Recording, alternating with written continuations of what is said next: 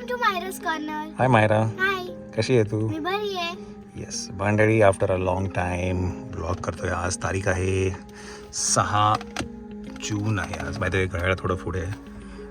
आज ॲक्च्युली मायराला आम्ही swimming class लावलेला आहे आणि आज 4थाच दिवस आहे आणि तिने स्विमिंग तिला आलेलं आहे. 50% तरी आलं बिकॉज तिला पोहता येतं, ती डुबू नाही शकत.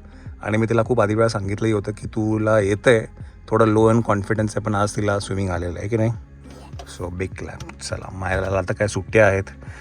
मायराची स्कूल संपली आत्ताच 26 मेला. आता तिला 2 महिने सुट्ट्या आहेत आणि आता काय नवीन क्लास आपण लावला अजून हँडरायटिंगचा क्लास लावला, कर्सिव्ह हँडरायटिंगचा क्लास लावला आहे. स्विमिंग क्लासेस लावलेले आहेत. सो वेकेशन्समध्ये आता तिला 2 क्लासेस आहेत. ओके, चला काय आपण इकडनं घरी जाऊ. बरं, काल आम्ही एक व्लॉग टाकला होता ह्याचा श्रवणच्या बड्डेचा. खूप काही गोष्टी त्याच्यामध्ये ना आहेत, म्हणजे त्याचं नाव का ते ठेवलं, दुर्वाबद्दल आहे, बऱ्याचशा गोष्टी आहेत. तर मी घरी जाईन तेव्हा तुम्हाला सांगेल. आता काय पहिला घरी जाऊया बिकॉज गाडीत खूप गरम होतं आहे. येस, चला आपण जाऊया घरी. चलो लेट्स गो. मंडळी नमस्कार. तर काल जो ब्लॉग टाकला श्रवणचा बड्डेचा, तर त्याच्यामध्ये बारसं झालं. बारसं खरं एवढा उशिरा का झालं, तुमचे बरेचसे काही प्रश्न असतील. श्रवण कोण आहे, तर मी हे सगळ्याची उत्तरं तुम्हाला ह्या ब्लॉगमध्ये नक्कीच देईल. तर श्वेताचा कझिन भाऊ आहे गजू, खाली त्यांचं दुकान आहे, घर आहे. लग्नाच्या ब्लॉग्समध्ये मी तुम्हाला ओळख पण करून दिली होती. तर गजूचा मुलगा श्रवण, त्याचा हा 10वा बड्डे होता आणि हा त्याचा पहिला असा मोठा बड्डे होता. याआधी कधी त्याचा असा बड्डे सेलिब्रेट नाही झाला किंवा केलाच नाही आणि त्याची खूप इच्छा होती की माझा बड्डे असा मोठा व्हायला पाहिजे आणि माझी जी एंट्री आहे ती अशी कारमधनं सनरूफमधनं व्हावी. म्हणून त्याच्या वडिलांनी गजूने त्याला गाडी घेतली सनरूफवाली. आणि त्याची पण ते असं आहे की तो माझ्या गाडीमध्ये राहिला होता उभा ह्याच्यामध्ये एमचेक्टरमध्ये. तेव्हापासून त्याच्या डोक्यात होतं की नाही, मला सनरूफवाली गाडी घ्यायची आहे आणि त्यामधनं मी उभं राहून मी एंट्री करणार, असं त्याच्यामध्ये त्या गोष्टी होत्या.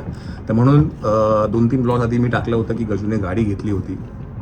आता आहे ना, हे सगळं जे आहे ना, काय म्हणतात, तुम्ही बघितलं वहिनी थोडा जरा भावूक झाल्या होत्या. तर त्या सगळ्या ज्या गोष्टी आहेत ना, मी तुम्हाला सांगतो नेमकं काय झालं होतं आणि का त्या एवढ्या श्रवणचा बड्डे हा त्यांच्यासाठी एवढा इम्पॉर्टंट का आहे, गजूसाठी इम्पॉर्टंट काय होतं, त्या फॅमिलीसाठी.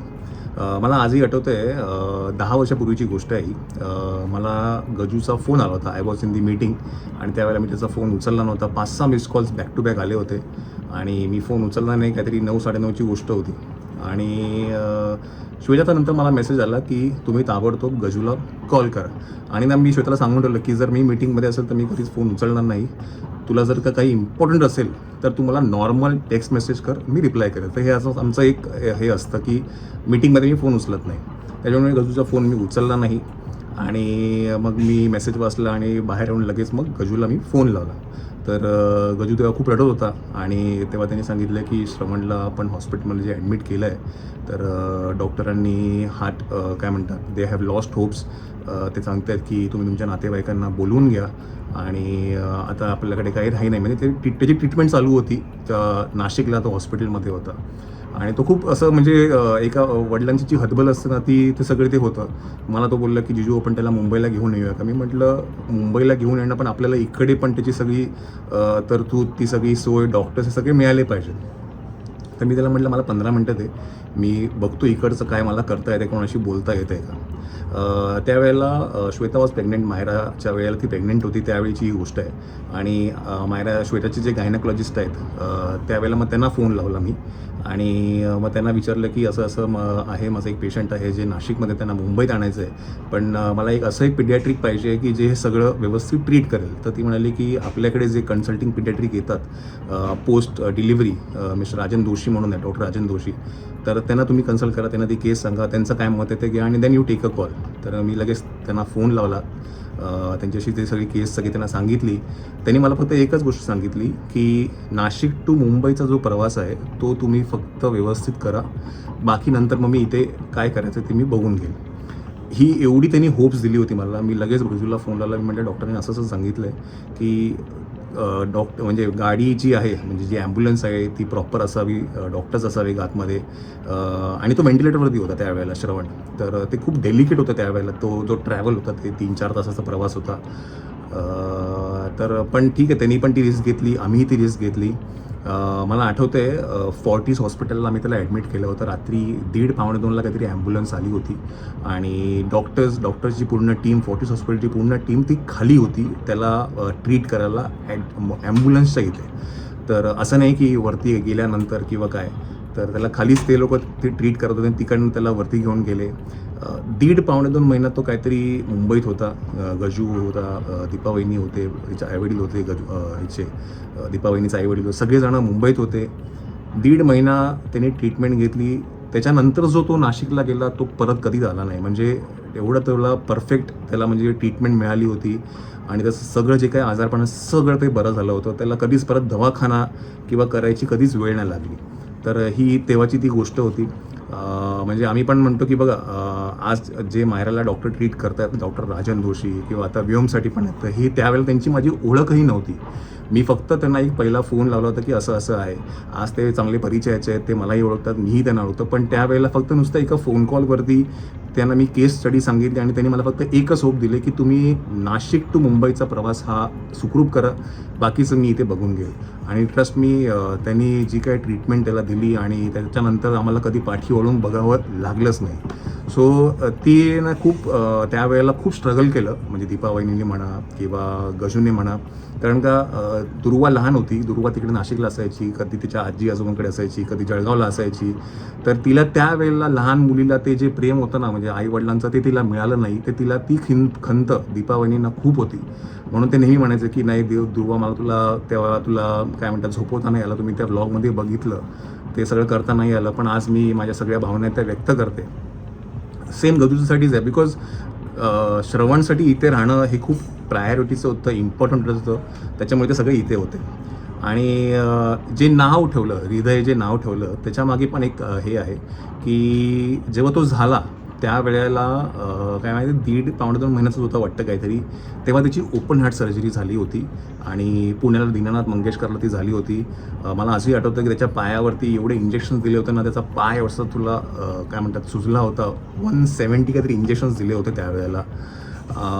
10 वर्षापूर्वीची गोष्ट तुम्ही जर बघाल, ओपन हार्ट सर्जरी एवढं लहान मुलाची करणं, तेवढं सक्सेस मिळतं नव्हतं, माहीत नव्हतं. आज ठीक आहे, आज सगळी टेक्नॉलॉजी आहे, आज सक्सेस रेशो पण चांगला आहे, पण त्यावेळेला खूप मोठी रिस्क होती. त्यातनं तो बाहेर आला. त्यावेळेला जेव्हा तो हॉस्पिटलमध्ये होता, तेव्हा त्याला नाव विचारलं गेलं त्या बाळाचं. तेव्हा नाव तर काही ठेवलं नव्हतं, बिकॉज बारसं काही झालं नव्हतं, म्हणून श्रवण नाव ठेवलं होतं. असंच तोंडी जे नाव आहे ते श्रवण नाव ठेवलं, श्रावण बाळ म्हणून. आणि त्यांना नेहमीच त्याचं ना बारसं करायचं होतं. त्या बऱ्याच वेळा मला बोलायचे, पण भाऊ मला ना त्याचं बारसं करायचं, पण काय ना योगच जुळत नाही, काय कळत नाही. मग हळूहळू तो मोठा होत गेला. आणि मग ह्यावेळेला त्यांनी मला आधी पण सांगितलं की यावेळेला मी त्याचं बारसं करणार आहे. काय म्हणतात, लोकांना काय बोलायचं ते बोलू दे, पण मला माझं आई म्हणून जे काय करायचं ना ते मी नक्कीच करेल. त्याच्यामुळे मग ते नाव हृदय, म्हणजे त्याचं जी सर्जरी झाली, हार्टची जी सर्जरी झाली, त्या अनुषंगाने ते नाव ठेवलं आहे हृदय. तर असं सगळं ते गोष्ट होती. त्यामुळे तो जो व्लॉग आहे ना, इट वॉज व्हेरी स्पेशल. म्हणजे ते जे काही बोलत होते ना, ते मला सगळं रिलेट करता येत होतं, बिकॉज त्या सगळ्या फेसमधनं मी गेलो आहे, मी त्यांच्याबरोबर होतो त्यावेळेला. इनफॅक्ट आम्ही जेव्हा मुंबईमध्ये होतो तेव्हा जेवढे पण ट्रस्ट आहेत मुंबईमधले, जे काय म्हणतात मेडिकल ट्रस्ट जे दान करतात, त्यांच्याकडे आम्ही गेलो होतो. फिरायचो आम्ही रोज की ह्या ट्रस्टमध्ये जा, बँड्राला ट्रस्ट आहे, इकडे ट्रस्ट आहे, कोलाबाला ट्रस्ट आहे. सो इकडे जाऊन जिकडनं काय, बिकॉज ट्रीटमेंट 1.5-2 महिने त्यावेळेला मुंबईत ते ट्रीटमेंट करणं it is a costly affair. But त्यांनी कधीच हार नाही मानली, आईवडिलांनी म्हणा, त्याच्या फॅमिलीनी म्हणा, आणि तग धरून होते. आणि त्यानंतर जो तो कधी म्हणजे नाशिकला गेला, त्यानंतर परत तो कधीच पाठी वळून त्यांनी बघितलं नाही आणि ही ऑलवेज कॉन्कर्ड इट. तसं बघायला गेलं तर त्याने आज जे काही अचीव केलं आहे, म्हणजे आज तो जिथे उभा आहे त्याच्यामागचं स्ट्रगल हे खूप नेक्स्ट लेवलचं आहे.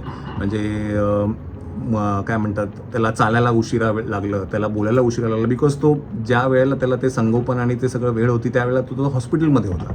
त्याच्यामुळे नॉर्मल मुलं जे चालायला लागतात, तो उशिरा चालायला लागला, उशिरा बोलायला लागला. त्यावेळेला पण मला वहिनी बोलायच्या की भाऊ कसं होईल, काय होईल. मी म्हटलं काही नाही, सगळ्या गोष्टीला ना ट्रीटमेंट असते.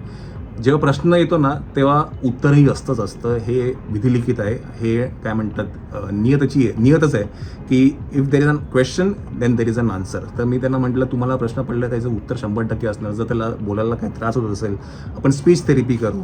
जर त्याला त्रास होतोय तर त्याला आपण चालायला त्रास होतो आहे तर आपण त्याला स्प्लिंट्स काहीतरी आहेत ते घालून त्याला तयारचा प्रयत्न करू. असं बऱ्याचशा गोष्टी आम्ही त्यावेळेला बोलायचो. फॉर्च्युनेटली तेव्हा ती कधी गरज लागली नाही आणि आज तो एकदम फिट अँड फाईन आहे. त्याच्यामुळे ती जी काही गोष्ट आहे ना म्हणजे दुर्वा पण रडत होती बिकॉज तिने पण सॅक्रिफाईस खूप केलं. तिला ते प्रेम नाही मिळालं त्यावेळेला लहान असताना. पण तिने कधीच त्याचं काय म्हणतात मनाला लावून नाही धरलं बिकॉज तिला त्यावेळेला ही मॅच्युरिटी होती की नाही आज श्रवण बरोबर आई मम्मी पप्पा असणं खूप इम्पॉर्टंट आहे रॅदर दॅन मी. तर हे तिचं एक सॅक्रिफाईस होतं. प्रत्येकाने काही ना काहीतरी सॅक्रिफाईस केलं. त्यामुळे कालचा जो ब्लॉग होता ना काल जे मी टाकलं इट वॉज व्हेरी स्पेशल. आणि त्यांनीही म्हणायचं की 2 व्यक्तींचं म्हणजे तिच्या वडिलांचा जो बड्डे आहे तो सुद्धा 11 जून आहे. माझासुद्धा 11 जून आहे. त्यामुळे त्यांनी म्हणलं माझ्या 2 महत्त्वाच्या व्यक्तींची जी बड्डे आहे ते 11 जून आहे. त्यांचा स्वभाव पण सेम आहे. ती बऱ्याच वेळेला ते हे सांगत असते मला. तो ठीक आहे तो गमतीचा भाग झाला. बट ही सगळी ती ना गोष्ट होती म्हणून त्याचं बारसं केलं गेलं.